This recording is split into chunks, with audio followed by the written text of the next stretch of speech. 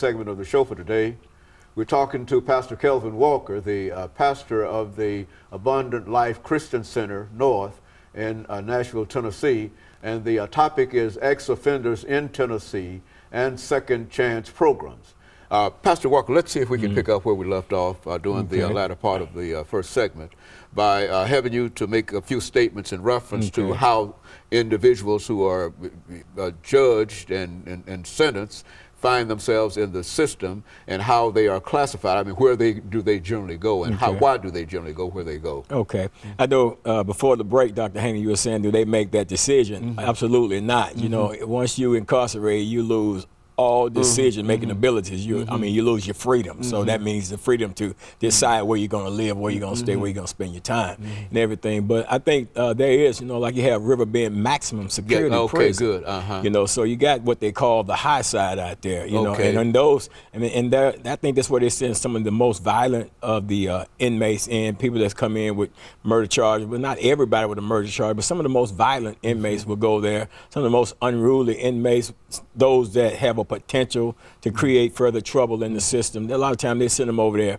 to the high side, which of course that's 23 hours a day in a cage that you're living in, and then you're coming out 1 hour for an exercise period, which is none other than going into another cage. It's open. It's just from one cage to another for an hour to exercise. So they do that, and you know, and they just throw you in wherever basically they want to throw you in. So in other words, you can be a nonviolent offender and get and share a cell with somebody in there for murder. You know, so it's not like, okay, I'm a nonviolent offender and they got this section over here for me. It's not like that. Yeah, well, I thought maybe that there was some system that, you know, they tried to select those individuals who were responsible, for example, of writing bad checks, for example, from individuals who might be what you have described as the high side. Why do you call it the high? Well, because that's high security. I mean, that's max. That's maximum security over there.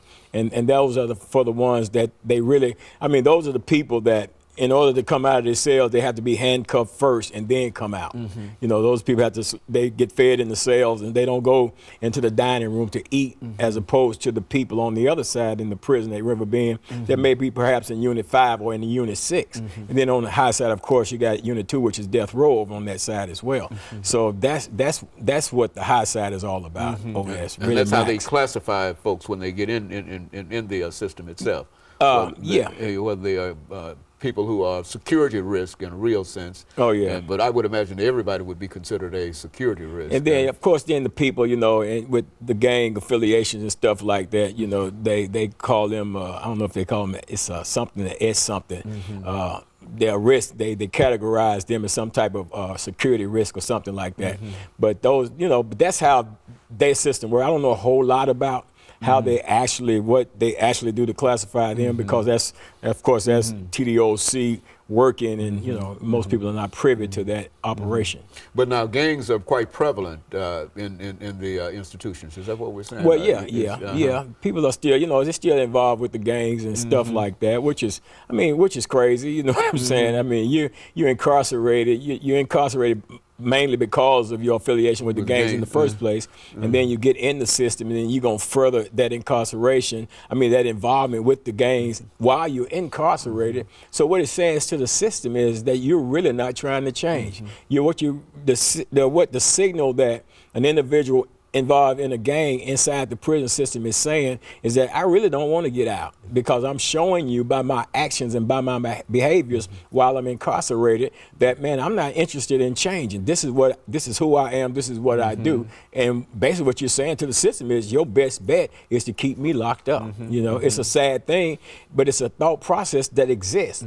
Then at the same time, there are people that come in with that thought process that continue their affiliation with their gang after they are incarcerated, and then somewhere down the line, some brother in there that has been educated and rehabilitated himself may approach that individual and point out to them what they're doing, the destructive behavior that they're exhibiting, and then that person, the light may come on, and then that person will detach themselves from that, you know, and begin to work on themselves. So, and I say that because everybody that's in the prison that may have been a gang affiliated, may have gone into prison and continue that affiliation, but at some point point, they broke that affiliation and they're working on themselves. And those are individuals like that that have truly been rehabilitated and really deserve an opportunity to come back and return into free world society and function as a citizen. You know, when you talk about going out and ex-offenders, which is to say that these are individuals who have, for whatever reason, served their time. Right. Now, let's talk about the parole system. I mean, an individual who might go in there and if he's going to be an ex-offender, he might not serve all of his term. And how often do they serve all of the term and accept, you know, some of that kind of information? I think in most cases, people serve out their sentences. You know, there are different safety valve release dates and different things like that that you have when you're sentenced.